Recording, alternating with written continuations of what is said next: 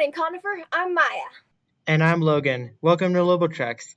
It's National Student Journalism Week, so to keep up with everything student media is doing, please follow us on Instagram at CHS Student Media.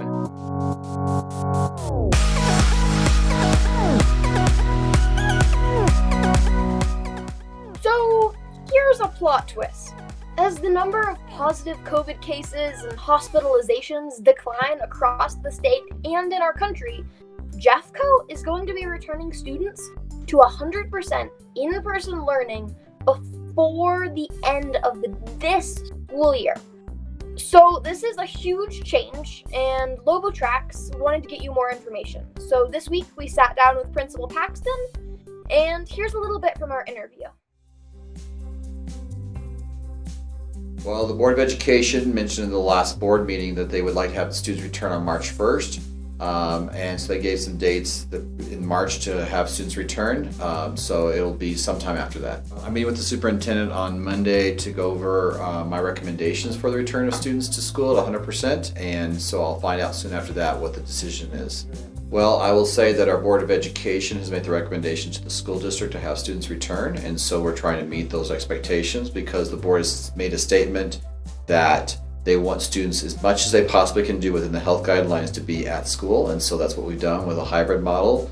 And so following the direction of the Board of Education, the district has made recommendations for us to put a plan in place and present it to them on what it would look like for students to return to Conifer High School. And that's what I'll be doing here on Monday.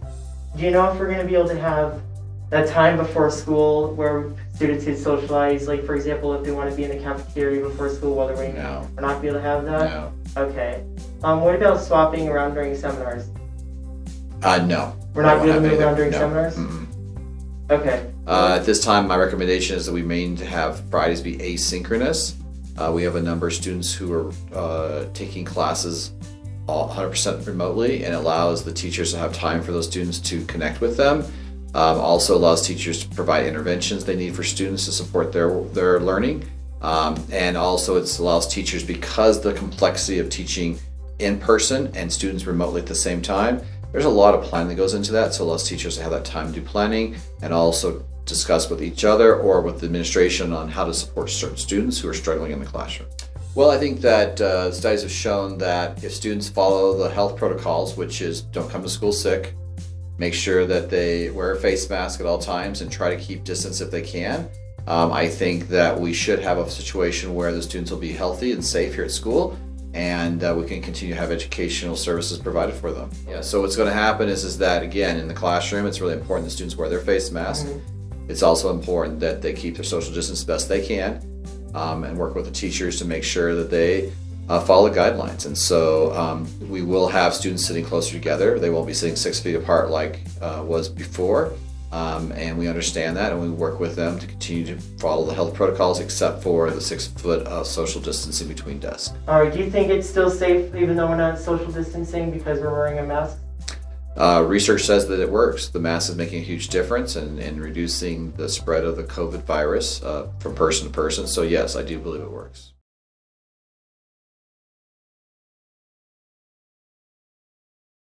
Temperatures out toward Golden, Evergreen, and Conifer, but you factor in a bit of wind, and it feels like it's well below zero.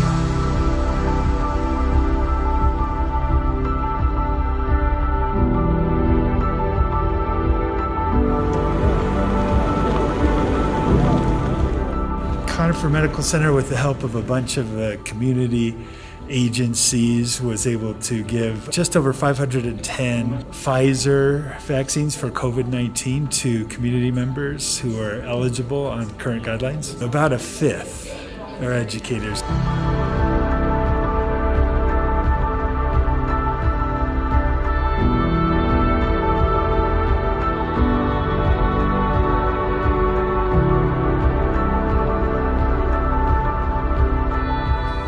And this is your your first COVID vaccine? It is my first. And his first. I know, it's so exciting, isn't it? We have a bunch of wonderful volunteers from multiple organizations in the community, including EMS responders, volunteer nurses, a lot of volunteer educators, even the high school students. It makes me so proud. I mean, the fact that I have students here volunteering their time to help out with this process. I have staff here who are taking temperatures and helping people through the process too. It's been great to not only support our teachers and giving them vaccination, but they're also giving back by giving their time to help us with this event here at Conifer High School. The shot's administered, and then there's an observation area to make sure there's no serious reaction. All right, Riley. And you may feel a little sore tomorrow. Okay, that would be completely fine and normal. It went great. It was crazy fast. To be vaccinated is a really, really helpful thing for all of our sanity, just to feel like I'm seeing a bunch of people on a daily basis and not having to worry quite as much about the ramifications of that. Feels great. It's a long time coming, but we're so happy with it finally happened. Colorado's prioritizing teachers, which is super important. That next step to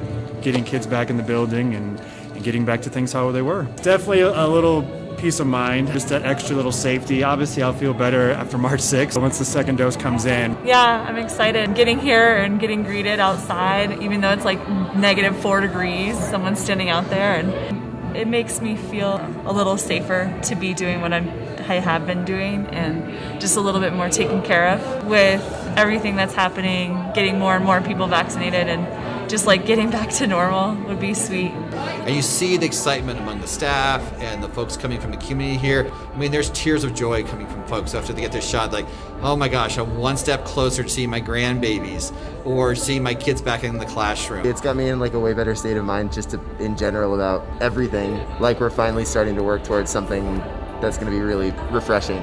It's really exciting. There's a lot of positive energy. After a lot of hardships this year that everybody endured together, this feels like a little bit of light at the end of the tunnel. It's not the end of this pandemic, but it looks like a piece of the beginning of the end, so spirits are really high. Thank you so much. Laura.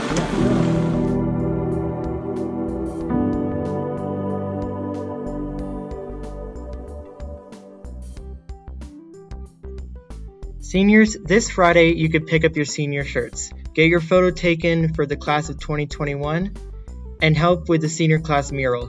Stop by the school between 10 a.m. and 1 p.m. If you can't make it, your picture will not be included in the class photo that hangs in the Conifer Commons. Also, for seniors enlisting in the military or enrolling in college, the counselors would like to provide you with a college or military-bound shirt. So go into Naviance and select college or military to let them know your plans for next year. If you ride bus number W6 home after school, but typically do not ride the bus in the mornings, you need to know that a lot of stops that typically have no students waiting at them have been cut from the morning route. For a complete list of all the affected stops and the contact information regarding this change, please look at the weekly announcements on the Conifer website. There have been a bunch of questions around how seminar and study hall attendance is working during hybrid learning, so we're here to break it down for you.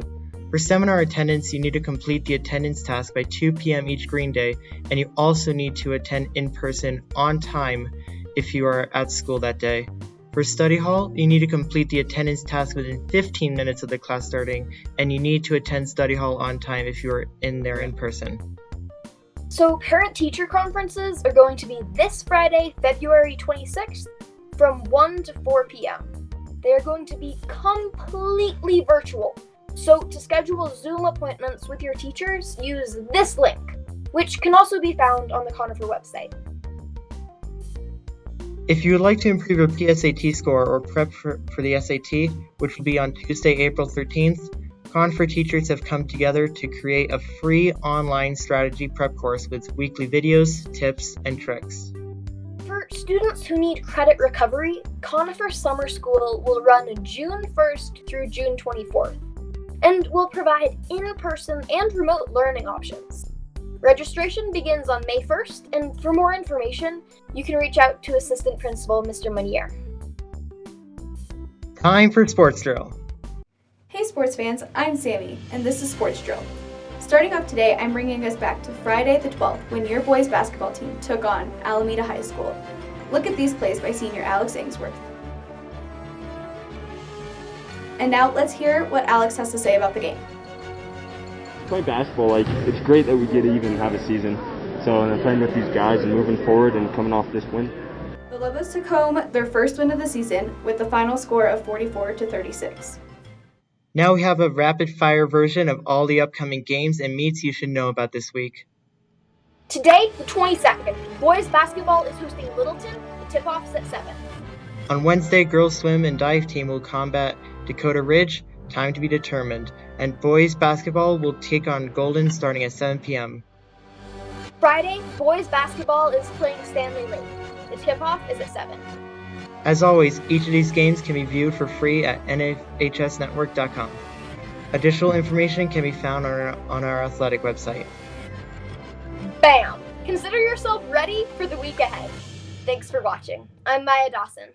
And I'm Logan Tilley. See you next week.